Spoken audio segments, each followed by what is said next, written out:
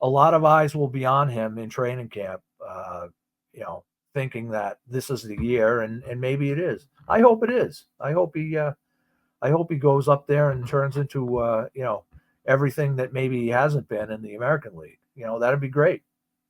Yeah, I want to see him up because I think the trade value is so low now that I don't think it's like I don't think he has any trade value. Yeah. Believe me, I talk to pro scouts all the time in Providence that watch them on a regular basis, and he doesn't have a lot of value.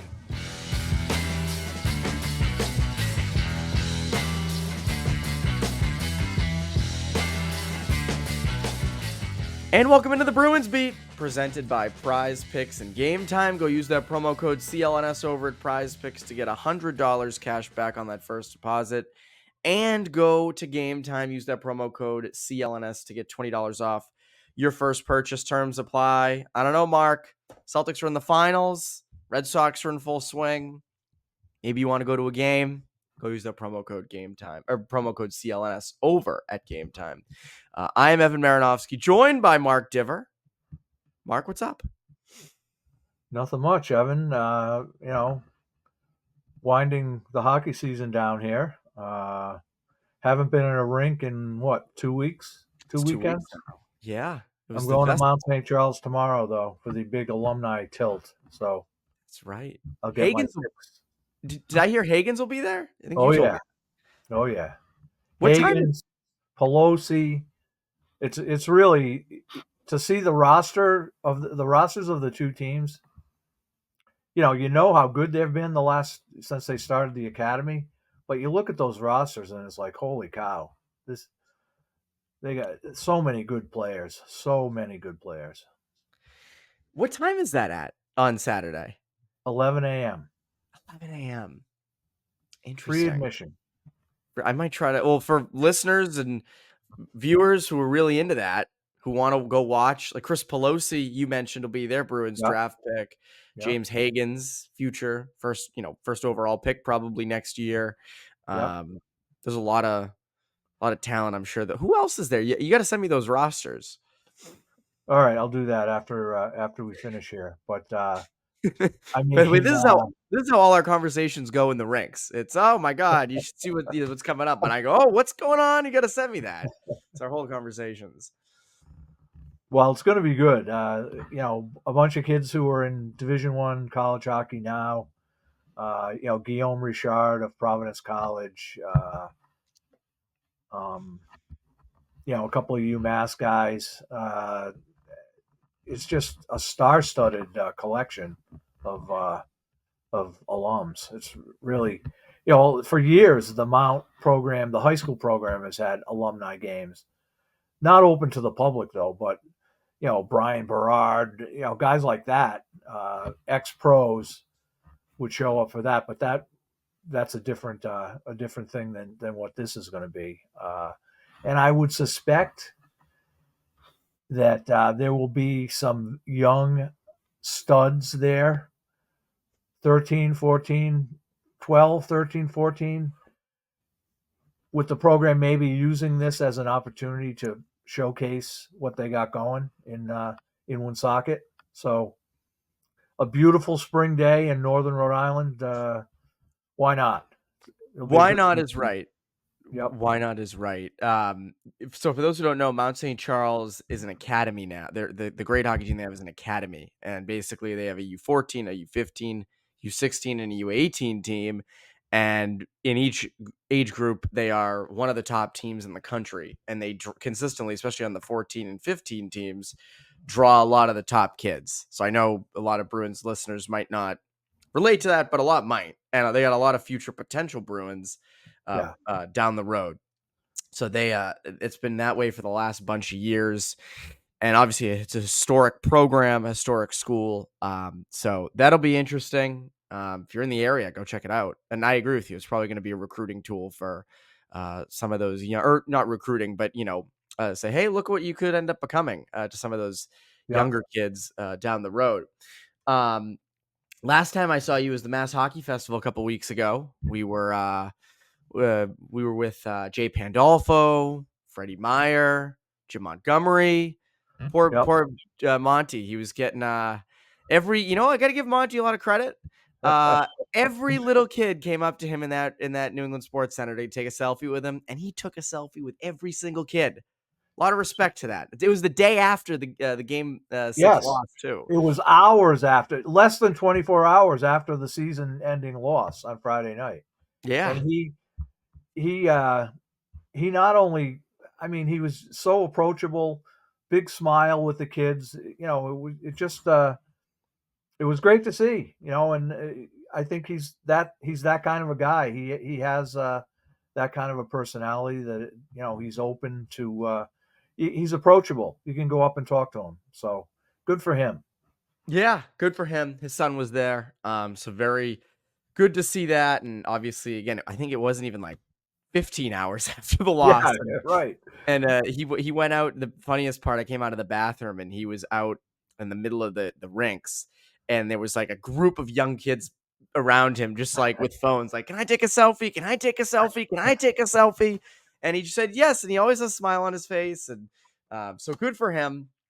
I was happy to see that. But yeah, that was the last time we were in the rinks together.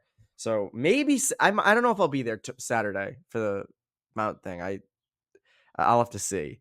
Um, but I'm curious on the Bruins side of things. As a whole, what were your feelings on this season? I think it was a really good season, considering and I thought they'd have a tough time making the playoffs. I thought they'd be right on the bubble, and they were certainly a lot better than that. Even early in the season, and I think we discussed this numerous times. I didn't think they were good. I thought they had too many holes, too many, no number one center, just holes up and down the lineup. And despite that, they had a terrific season, a terrific regular season, and they beat Toronto in the first round. Are they a better? You look at the rosters side by side. Do they have a better roster than Toronto? Geez, I don't know. Probably I not. don't Yeah, know. probably. I mean, they're better in areas, but I mean, Toronto clearly has the firepower. But Boston comes down to it. Boston wins. So to me, the season was made when Pasta scored on the breakaway there at the TD Garden. I didn't expect them to beat Florida. I just think Florida's the better team.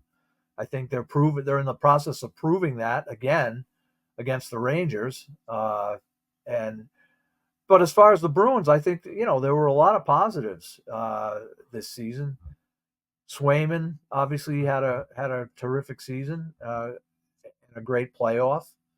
Uh, both goalies were tremendous. They worked some kids into the lineup.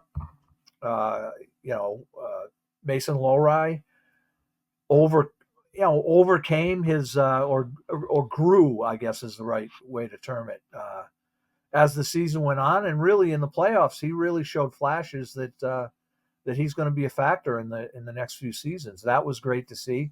Johnny Beecher, he didn't spend the whole year up top, but certainly I think you got to be happy with the progress he made and where he stands going into his second year in the NHL.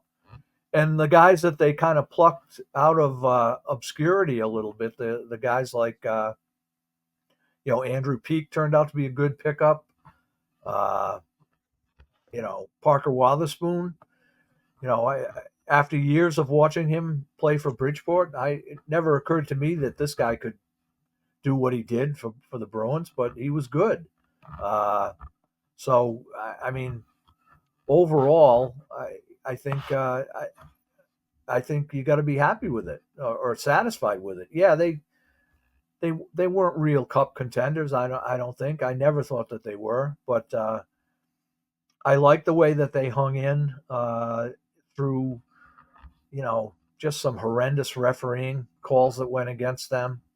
But they hung in and they certainly gave Florida a terrific series, and I think that speaks to the captain and the coaching staff and all of that. there's plenty there to build on going forward. I mean, I think if we went back to September with the way the roster was, with what they had lost, and, future us told September 2023 us and said this team is going to be in first place for most of the year. They're going to finish in second. They're going to beat the Maple Leafs in the first round, and they're going to put up a fight against Florida in the second.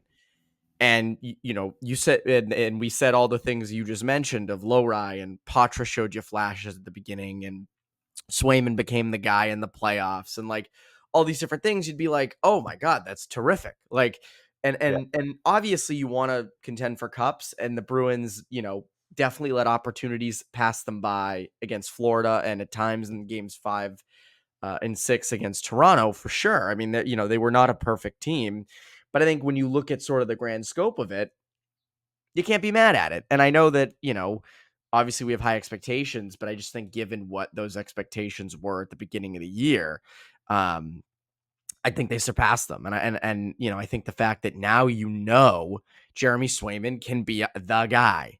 Now, Mason Lohrei at least showed long-term flashes of being a top 4 left shot defenseman. I mean,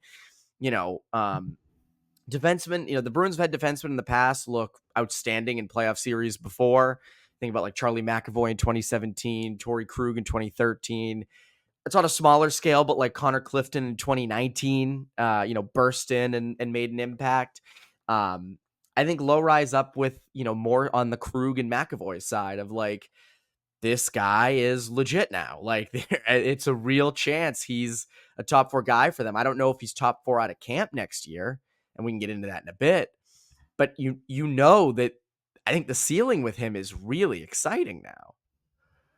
It is, and the way his offensive brain works. There aren't a lot of guys that think the way he does. I don't think when he gets the puck, and some of the guys around the Bruins, the development people, even going back, I don't know, 2 years ago, were like, this kid wants to make a difference every time he gets on the ice. He wants to make a difference. And that, sometimes that's great. There's other times when maybe it's not. There were times there are a lot of times when it's not. Once he, the coaching staff didn't quite come right out and say it, but some of the moves he tried were not a good idea. And but he reined that in as the season went on. But I mean, his offensive brain and the way he can move for a guy his size is really an eye opener. And one thing going forward that I'm sure this will come up and people will complain about it or project it. And well, I wish he was a little harder defending. I wish he was a little harder clearing the front of the net. I wish he was a little more physical. Well, I don't think that's who he is. I don't think he's going to be a guy in front of the net that just cleans house. So I'm looking at him as I'm happy with what he is, and not looking at what he isn't at this point. If he can continue to develop that offensive mindset and that offensive brain, and the timing of knowing when to jump, when to hang back, he's going to be a good player for them for a long time. There's something that Lohrei can bring to this team as soon as next year that I think they've been missing for a couple of years now. I want to get to that in a second, but first, a quick word from our friends over at Prize. The finals are right around the corner, and it's time for you to get in on the playoff action and win up to 100 times your cash on Prize Picks as you and the world's best players take the game to a new level with the title on the line. With Prize Picks, you can turn $10 into $1,000 in a single game watching your favorite sports this summer. With Prize Picks, you could turn $10 into $1,000 in a single game watching your favorite sports this summer. You can make a Prize Picks lineup in as little as 60 seconds. You just need to pick more or less on 2 to 6 player stat predictions, and you're locked in. Prize Picks is America's #1 fantasy sports app with over 5 million active members. Get on the daily action with your friends and become part of the Prize Picks community today. The finals mean more on Prize Picks, and so do the star players. You get boosted payouts on select basketball stars that you won't find anywhere else. Quick withdrawals, easy gameplay, and a huge selection of players and stat types are what makes Prize Picks the #1 daily fantasy sports app. And with the Celtics season still in full swing, there's plenty of opportunity to participate in Prize Picks. This week on Prize Picks, I'm selecting Jaylen Brown for more than 25 points and Derek White for more than 7 assists. So download the Prize Picks app today and use code CLNS for a first deposit match of up to $100. Again, use code CLNS for a first deposit match of up to $100. Prize Picks. Pick more, pick less. It's that easy. Now, let's get back to the show. So one of the big issues the Bruins had in the playoffs and throughout the season was the power play, and especially Charlie McAvoy running it at the top. And there were, question marks about that, and they had some issues with that. I think your potential future power play quarterback for that first unit probably should be Lohrei. I mean, given the way he plays, I don't know if I probably talked about this with you, but like McAvoy has so many duties in terms of penalty killing, hard 5-on-5 matchups, playing physical. I know he's the highest paid defenseman they have, but if you can take the power play off his plate a little bit and give it to Lohrei, I think you see dividends there as soon as next year.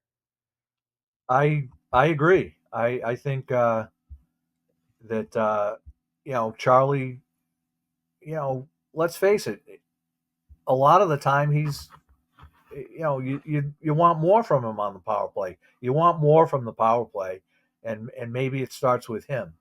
So, having Lohrei maybe take over those duties or kind of ease into them, maybe at the start of next year could be a positive. And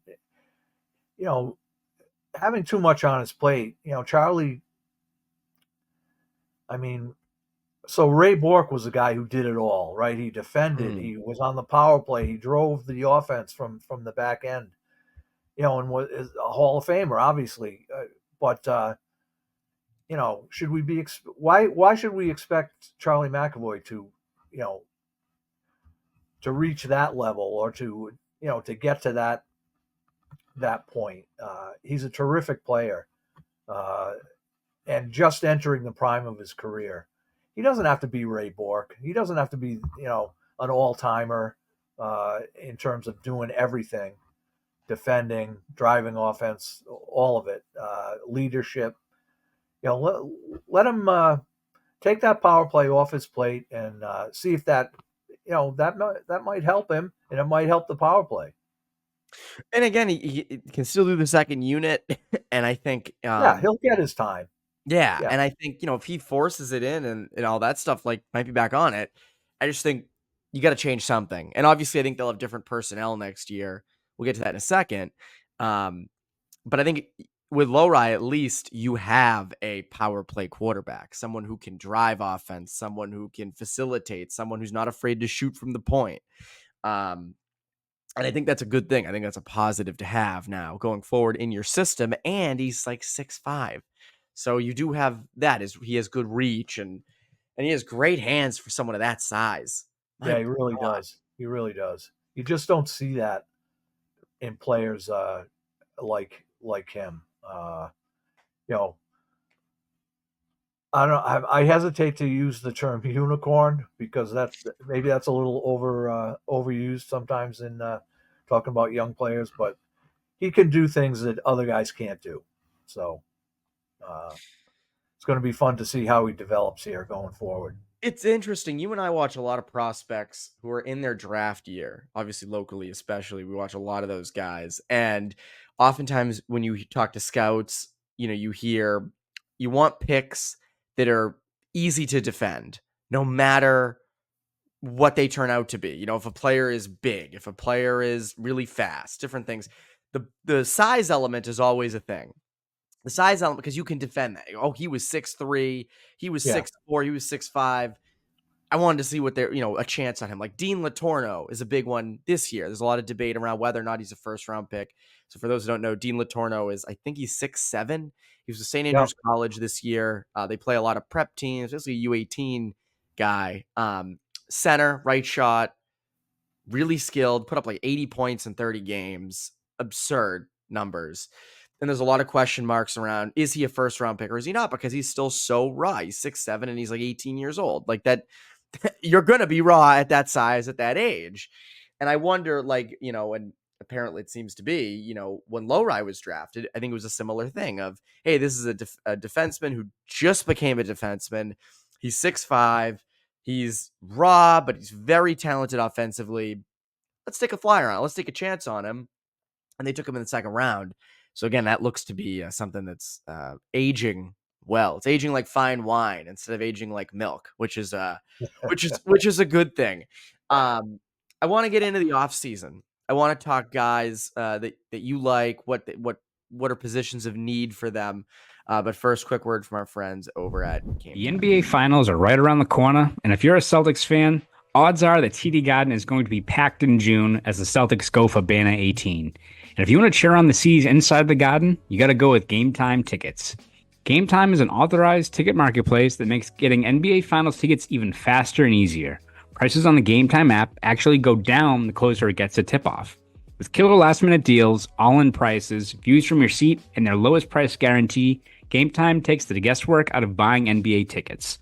And the best part about Game Time tickets, you can browse through the Game Time app to find great seats at affordable prices for all sorts of in-demand games, concerts, and other events. Want to snag last-minute tickets to a concert? Game Time Tickets has you covered. Maybe a Sunday matinee game at Fenway Park, or one of those spur-of-the-moment Friday night games watching the Sox. And with the Patriots and Bruins season set to get started later on in the fall, you can't go wrong with going to the Game Time app to find tickets ahead of time. It's really that easy, the action. And with flash deals and zone deals available, you can make it to some of the most in-demand games at the last second. With these last-minute deals, you can save up to 60% off buying seats for sporting events, concerts, comedy, theater shows, and a whole lot more. Some of my favorite features of the app include seat views, where you can get a panoramic view from your seat in the app before you buy, and the lowest price guarantee, or else Game Time will credit you 110% of the difference. So what are you waiting for? Take the guesswork out of buying NBA Finals tickets with Game Time. Download the Game Time app, create an account, and use code CLNS for $20 off your first purchase. Terms apply. Again, create an account and redeem code CLNS for $20 off your first purchase. Download Game Time today. Download Game Time today. Last minute tickets, lowest price, guaranteed. Now, let's get back to the show. The off season. It's quite the topic, isn't it? So it's the only topic, really. So I guess that's what we're going on. Well, and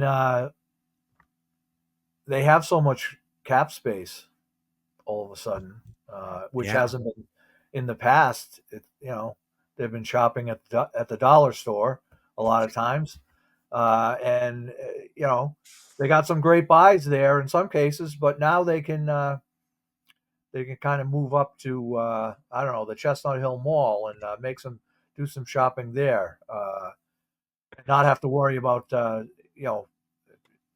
salary cap. So it's going to be interesting. And, I think this has been pointed out several times by other people, I think, and I'll join in. It's not going to be as good as a lot of fans think it's going to be. I don't think they're going to get Jake Gensel. I don't think they're going to get, Steven Stamkos is not coming here. I don't think. I could be completely wrong. But Kills no, me. And even if he wanted to, isn't the best part of his career like in the rearview mirror? What I mean, not to get off on a tangent on that, but the guys I like are guys like I like Tyler Bertuzzi. Mm-hmm. I like what he brings. The attitude, the mindset. I think he showed that against the Bruins in the playoffs. Is he? He's not a perfect player by any stretch. He has flaws, but I thought he was good in his brief stretch here last season or 2 seasons ago, and I think he could help again at the right price, at a reasonable price. Brady Shea is another guy I really like. They talked about, Cam Neely talked about getting faster. And while I suspect he was talking more about forwards than about defensemen, Brady Shea's such a terrific skater. I think he'd Oh, be yeah. an asset to have back there. As far as the forwards, obviously they got to get a top flight center. That a line driving center is what they're really lacking. That maybe Lindholm is the answer if he isn't looking for, we don't know what the expectations are for some of these free agents. Are they looking? Is Lindholm looking for $11 million a year for 5 years or something like that? Well, if that's the case, then scratch him off the list. Have fun in Detroit. Get ready to learn Detroit Red Wings, buddy. Yeah, yeah. And so, I mean, I'll be curious to see what are they willing to pay. Are they going to make? Would they make somebody a top center coming here? Would they make him the highest paid guy on the team? Would they give him more than Pasta? Would they? Where would he slot in the salary structure? So I think Lindholm would be a good fit. There's other guys out there who would help certainly, and there's probably someone in maybe a trade, or I guess it would have to be a trade, but there could be some under the radar guy. The Bruins have done this a bunch of times. The guy that ends up coming here is someone you never thought of. Oh my God, every time. So maybe that'll happen. Maybe they'll package Ullmark and maybe some other assets and bring in a guy who none of us ever thought of. But it's going to be fun, starting July 1 and going forward as the summer goes. It's going to be, the rumors are going to be flying. There's already rumors out there, obviously, some ridiculous, some not so ridiculous. But I love Swedes talking about how almost appreciating the ridiculous rumors, saying that it keeps attention on the team and all that, even though some of them are obviously far fetched. I love the rumors keep us going on, like, this podcast. do. Like, I'll do whole shows on rumors. I mean, it's perfect Absolutely. for May, Absolutely. June, July. Please keep them coming. We got to start some for our sake. We got to just start throwing stuff out there. That's always it's always a good way to do things. I'm kidding, of course. You mentioned some interesting points in there. Brady Shea, that's a name I have not heard brought up from any guests I've had on. It seems to me like I've been more advocating on defense for a veteran guy like a Brendan Dillon.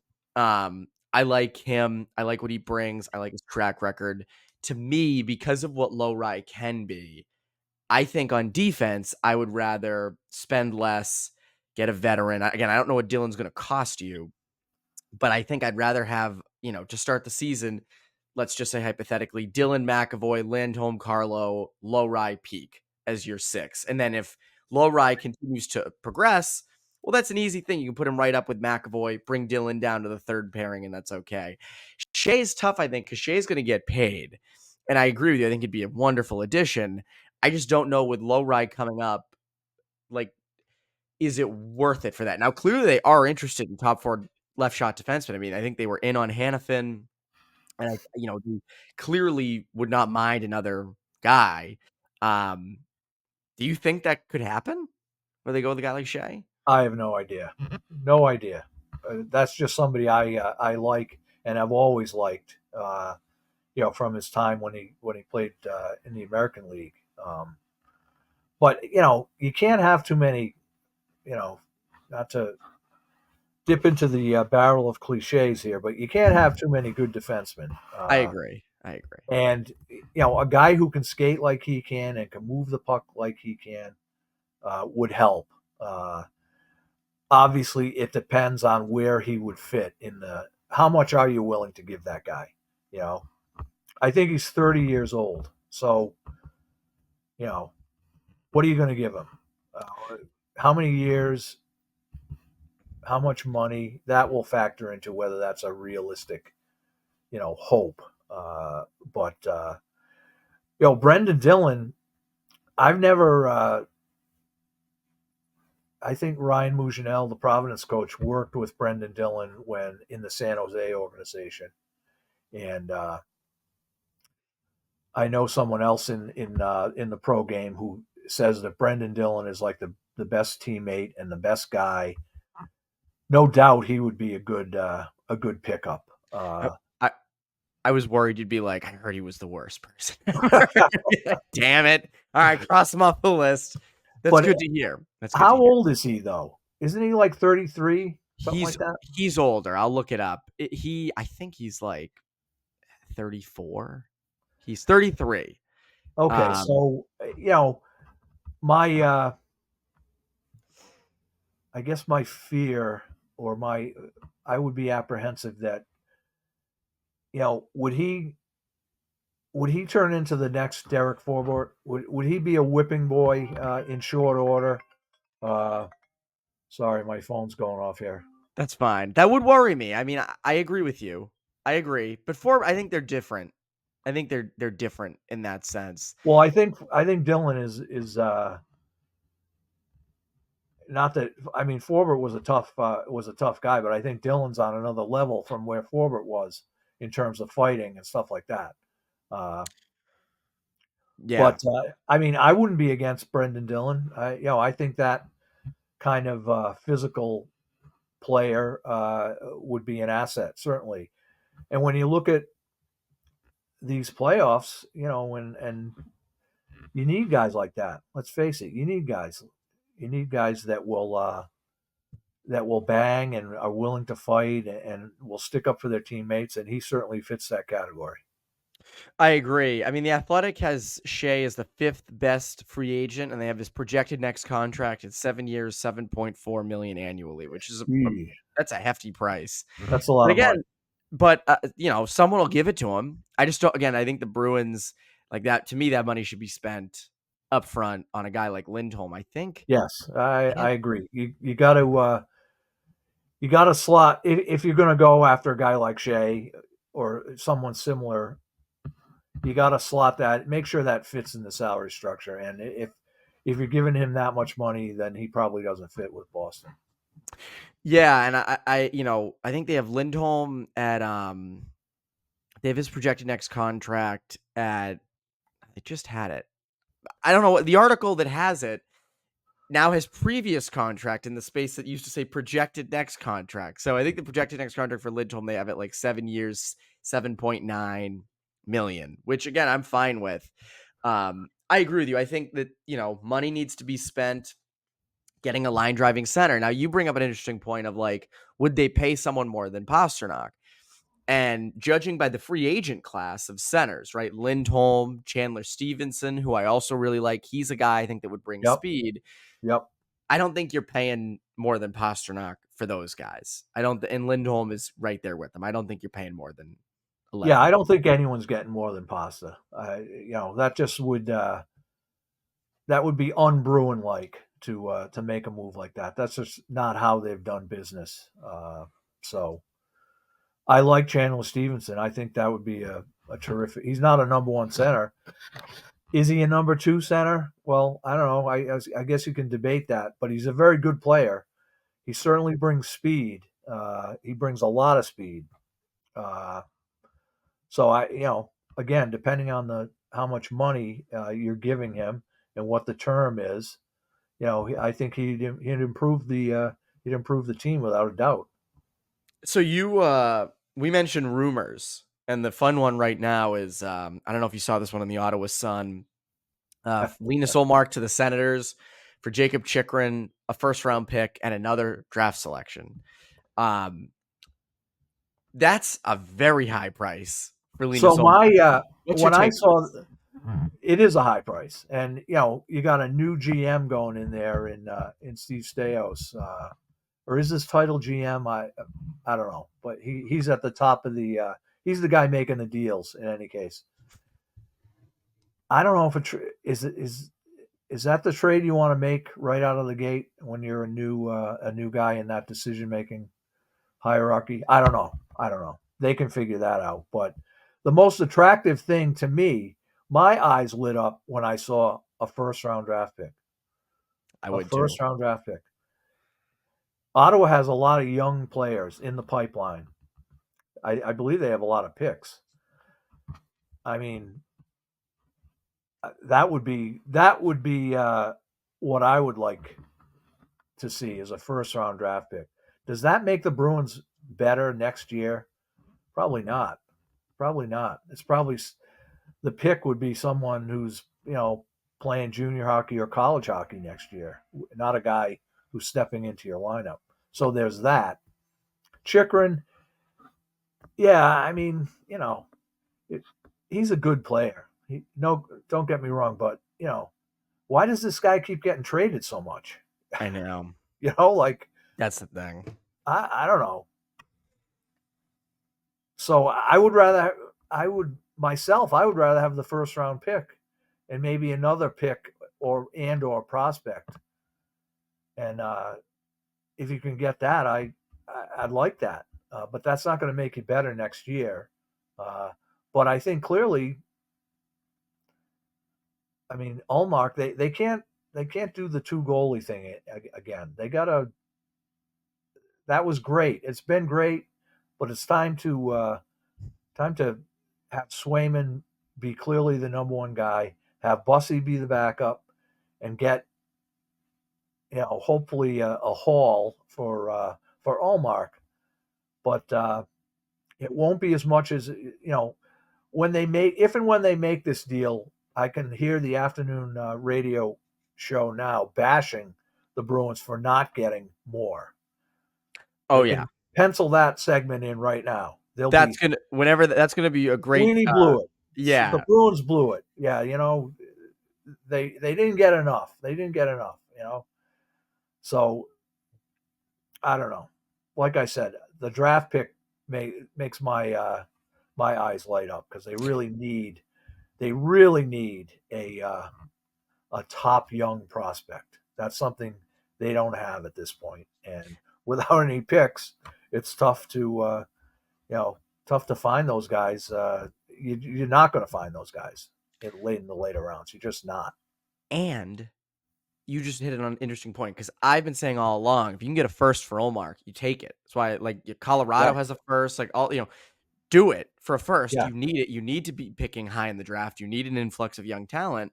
But in terms of getting better for next year, I think that added cap space makes you better next year because you can go out and trade someone else, or you can sign a free agency. So, like, if you can free up $5.25 million in cap space, I think that's where you get better for next year. So that's why I'm fine. If you want to trade Ullmark for a first and like a fourth, like again, I doubt it'll be Ottawa because I doubt he would accept a trade there. They have 2 firsts in this draft and they have 4 fourths.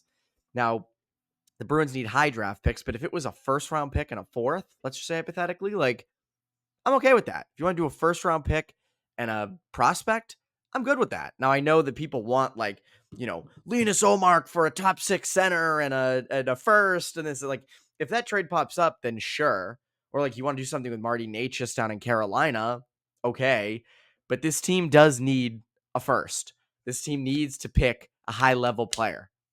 They need to do it. It's been too long since they've done it. Well, one thing Ottawa has is, and he's not, I wouldn't say he's a number 1 center, but Shane Pinto is a really good player, really good young player. Probably a number 2 center.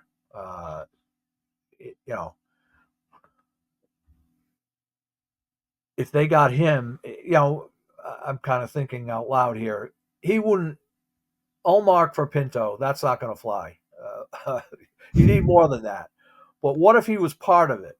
That could work. That could work. You get a top pick and a good young player like Pinto. That's not bad. That's not bad. No. The gambling stuff aside, I'm not even going to touch that because I don't know what the hell happened there. I don't think anybody does. But he'd be a terrific Bruin. Pinto would. He would be, and he's big too. So you'd have the added size thing, 6'3". I think it works. And the other thing, I mentioned this to Conor Ryan on Poke the Bear about Ottawa. And again, this all hinges on Ullmark accepting a trade there, which I doubt he would. I think it'd be more likely it'd be like Carolina or New Jersey or a team that's just competitive. But the interesting thing about Ottawa is they have a lot of those young picks coming. They have a lot of young players, but they also have current guys who are good. Yeah. DeBrincat, Claude Giroux. Yeah. So I don't know. Maybe they can convince him. Ottawa might be kind of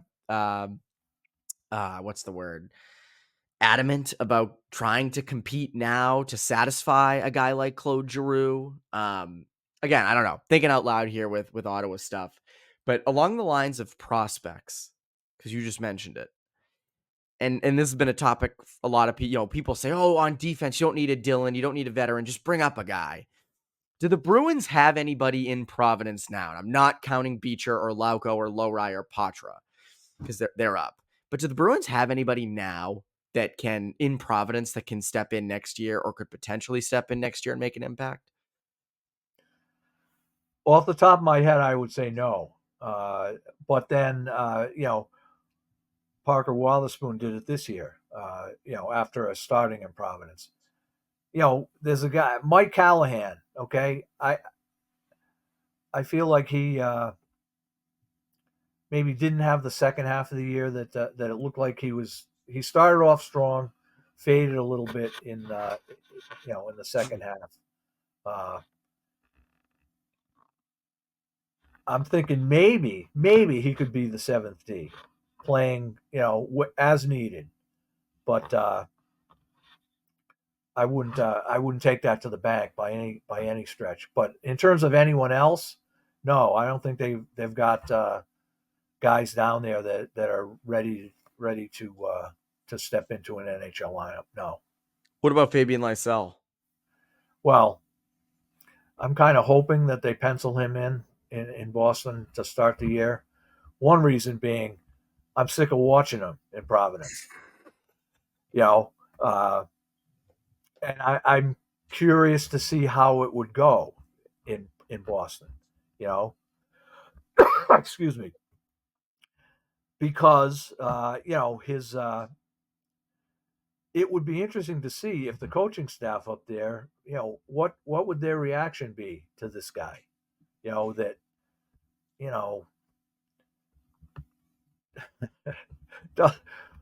for lack of a better term, doesn't play the right way a lot of the time. Okay, the Bruins talk about that. All coaches talk about playing the right way all the time. There's too little of that going on with this kid, and people, like in the fan base, people are always making excuses for him. Oh, the Swedish World Junior coach, he didn't like him. There was a personality thing there. Then, the kid gets hurt, and it takes him forever to get back in the lineup. And, the team really needs him. And he's like, no, I'm not ready. I mean, I want to see how that goes over at the NHL level. I'm sure it'll go great. Oh, yeah. Yeah. And, the flip side of that, and this is another thing that the fans keep saying, oh, he's young. He's young. Yeah, he's young, but, is he all of a sudden going to be this totally committed blood and guts type player if you put an NHL paycheck in front of him? Well, we can hope, but, I don't know. I would like to see him in Boston just to see what happens. See what happens. This is a kid who came down to Providence talking about what a good camp he had last fall. Like, there's kind of a self-awareness issue there that, he didn't have a good camp. He's the only one saying he had a good camp. But if he had a good camp, they're dying to plug a guy like that into the lineup in Boston, and when he's ready. So, I mean, he's still a work in progress. They've been patient. They have been patient with him. It's only been 2 years, but, at the end of 2 full years as a pro, even though he's young, I would have hoped for more progress from him. But we'll see. I think he'll be a lot of eyes will be on him in training camp. Thinking that this is the year, and maybe it is. I hope it is. I hope he goes up there and turns into everything that maybe he hasn't been in the American League. that'd be great. Yeah, I want to see him up because I think the trade value is so low now that I don't think it's like I don't think he has any trade value. Yeah, Believe me, I talk to pro scouts all the time in Providence that watch them on a regular basis, and he doesn't have a lot of value. He just doesn't. well, that's the thing, and I think a lot of people say, "Oh, you can use Lysell as a trade chip," and yeah, maybe you could 2 years ago. I don't think that's the case anymore. I think he's more of a throw-in now. At least and Yeah. that's his stock. If he turns into being a great NHL player, then awesome. Yeah. But I'm saying right now, there's not a lot of value because I concur with you on that. And that's why I want to see him up here. I think the problem is I don't know if they have the spots because, is he going to be a fourth liner? I don't know. Like your third line, it seems pretty set for next year with Frederick, potentially Patra, unless he starts the year in Providence, which could do. Geeky, Brazeau, like you're full of third liners. Lord knows you've got enough third liners to sink a ship. But so I don't know where he slots in. That's the thing. Well, and I mean, this phrase has come up a couple times regarding him, and discussing him with pro scouts and executives and such. Is he's an independent contractor? Okay, he's an independent contractor, and boy, that goes against everything that the Bruins like to think they stand for, right? Team first, everyone pulling the rope, and so I mean, like I said, I hope he gets there, and I hope he does well, but I'm skeptical. And you know what? You've watched him for 2 years now, so you get to be skeptical. Like I completely, I get that. I completely agree with it. Yeah, it should be interesting what happens with Lysell. Independent contractor is a hell of a way to describe someone. Independent contractor. He does his own thing. In a team sport. Yeah. He does his own thing. Anyways, Mark, what can the people look forward to from you over the summer and into the fall? Probably not a lot. You'll be on here. You'll be on here. I'll be on. Yeah, I'll be on. I'll be on here. I'm going to development camp. If will they have prospects there? Will they have draft picks there? Well, that would be nice, but I think it's going to be a lot of familiar faces. The guys we saw last year, maybe a couple sprinkled in from the most recent draft. But the guy I'm really, and not to go off on a tangent here, but the guy I'm excited to see at development camp is a kid named Gleb Veremeyev from Colorado College. Excuse me, undrafted, big kid, 6'3", 6'4", power winger. Not the great. He's not a he's not a kid with a set of golden hands, but his hands are good enough, and I think he'll be a top free agent in college hockey this coming season. He's coming to Bruins camp. I think that he'll be a player to watch. Of course, coming to camp doesn't. You like to think it gives them maybe an inside track in signing him, but they had Reese Gaber here. They had Ben Myers here in recent years. Top guys in the free agent market in college, and neither one of them ended up here. So, you can't really count on the fact that he's coming to mean that, at the end of next season he's gonna land an NHL contract with Boston. But it'll be good to see him up close, and what he brings. I think I'm looking forward to that. At that development camp.